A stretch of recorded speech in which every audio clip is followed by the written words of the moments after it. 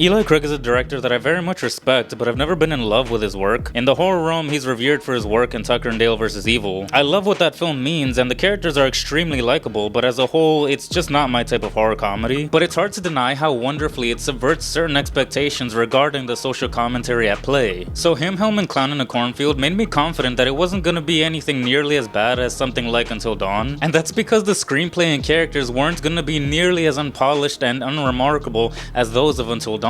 The premise follows Quinn and her father who move to a small town in Missouri, and immediately you can tell something is strange. Quinn falls in with a new friend group as they are the new gen kids that want to change how the town operates despite it operating the way it has been for so long. However, after the factory responsible for being the main source of income for this town gets burnt down, the town mascot Friendo decides to take revenge on those that are responsible for the fire. The movie does the whole American Werewolf in London and Unwelcome thing where you know two things. Everyone knows everyone, and you're the outcast, and therefore you will be treated as such. I do love a small town, middle of nowhere setting. I'm such a sucker for those types of movies. Things like The Blob, The Faculty, TCM. Basically, if it has an article in the beginning of the title, I'm in. But yeah, I think Clown in a Cornfield captures that cozy, breezy, rural mom and pop governed town vibe perfectly. Also, this cast of characters is exactly the kind of characters you'd expect in a movie like this. The film is silly, it's campy, and the characters are basically walking cliches, but they're not insufferable either. Maybe because we're not with them for so long, because this is a breezy 90 minutes that fly by. The characters are clearly caricatures. You got the mean girl prom queen, the douchebag jock, the charming love interest, and while basic, they're not awful either. Kevin Durant as mayor of the town, who unfortunately didn't have a lot to do. If anything, he felt more like the star power to grab people's attention rather than be an actual role in the film. He kind of reminded me of Matthew Lillard in Five Nights at Freddy's. They felt more like cameos than anything. Like it or not, Tucker and Dale is a hallmark in the subgenre of horror comedy, and as much as I'm not a big fan of Tucker and Dale, it's hard to deny Eli loves and knows how to blend really over-the-top aggressive carnage with comedic punctuality. And in this film, he still boasts that. I'd say there's been quite a few horror comedies recently, of which Companion is my favorite, but I'd still say this is a decent enough entry. There's honestly some surprisingly well done sequences that involve some gnarly gore. There's of course some plain knife kills, but there's pitchfork, barbell, and chainsaw kills that were pretty awesome. And I do love that for some of the kills, the movie kinda takes a second to appreciate them. Like the shot stays an extra beat on it, so that was pretty neat. But above all, there's good use of a bow and arrow in this film. Bows and arrows are always awesome in horror. I never get bored of seeing them in horror, and Eli understands how visceral they can be, and he does them justice. As far as the comedy, the film is rife with one-liners. Characters feel like they just walk into punchlines on purpose, but at the same time, we gotta remember it's 2025, so it has to be woke or whatever, so they are self-aware. Nothing is offensively cringy or ill-timed, and the horror comedy balance isn't so one-sided as something like Hell of a Summer. And honestly, I think the comedy works better here because you can tell that while a lot of the jokes are setups, these situations feel possible. Call 911! Where's the button, Jen?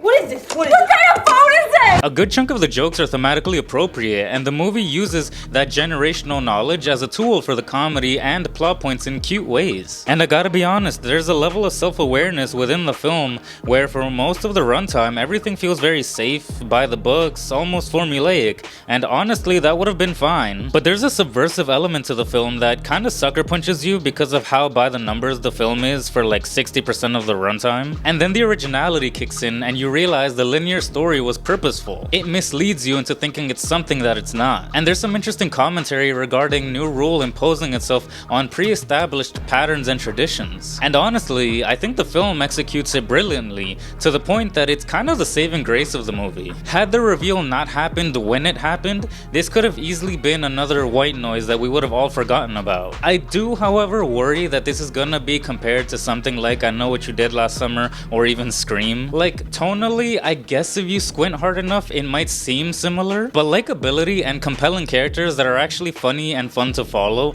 are what makes those movies so memorable. And none of these characters come even close to feeling memorable. Like, they're not insufferable. In fact, the movie charms you with nostalgic teenage behavior, especially with the party sequence in the barn. It was a really cute scene, so much so that it honestly makes you forget that this is a horror movie. But still, for the most part, these are characters that people won't remember as great side characters that that they'd include in like a tier list of best side characters or whatever. I can, however, appreciate that the film doesn't feel the need to be a profound, thought-provoking experience like most modern movies try and do. It's a breath of fresh air that the movie says not everything has to have a serious, life-reflecting meaning, and instead it's just trying to have a fun time. Time will tell if Frendo will become a horror icon. It's certainly too soon to assume he'll leave a lasting impression, especially with the other clowns we got running around with established names already. I mean, I'm still holding out hope that Alyssa Sutherland's Ellie will eventually become more of an icon because I think that character is fantastic. So while Frendo definitely has some pretty big clown shoes to fill in to leave his mark, he's still a pretty cool dude with some potential.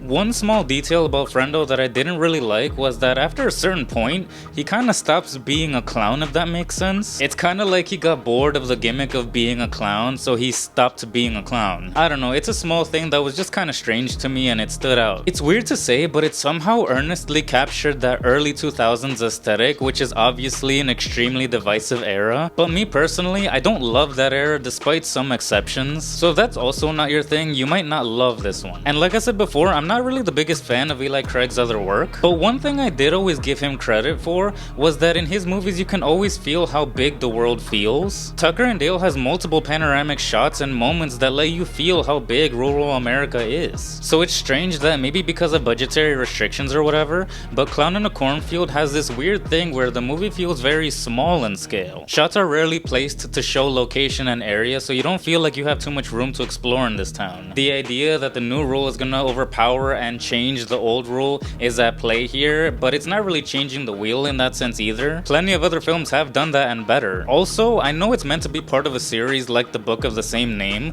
but the ending was very bizarre because it kinda just abruptly ends. Even if it's part of a series, there should be a more concise way to close out while still leaving open-ended threads that you can build on in later installments. So ultimately, I can see this movie having cult classic status in the future. I've never read the book, so I don't know how accurate it is to the book, but like many early 2000s films, there's definitely an audience for A Clown in a Cornfield, and it will definitely find that audience and have that value of rewatchability for the right times. But that's it for me. I'd appreciate a thumbs up, subscribe, and sincerely yours, Anthony.